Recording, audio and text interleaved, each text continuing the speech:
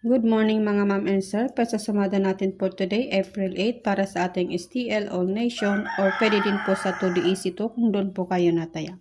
Ayan, so ito po yung mga numero na sumada natin ngayong araw. First na napili ko po dyan which is ito pong 36 natin.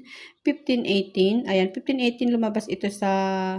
Nakalimutan ko na yung lugar. Basta may mga lumabas na dito kasi ito po ay naipos na natin kahapon as advance sumada natin. So, congratulations po sa mga nagip na lugar natin na yung ating mga mananaya ay nakuha sa ating advance sumada.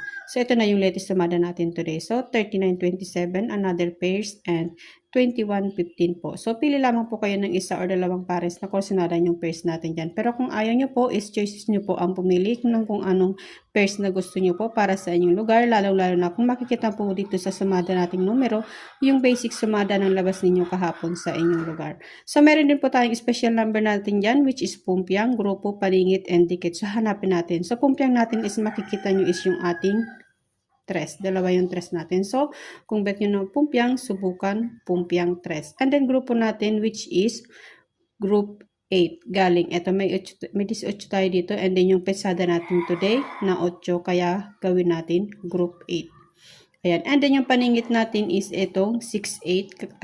Sama ulit natin yung ating petsada kasi kasama yung mga petsada natin araw-araw. So, 6-8 paningit natin and 4-6. Na andito yung ating 4 yung ating April po. So, and then yung dikit natin is 3-4.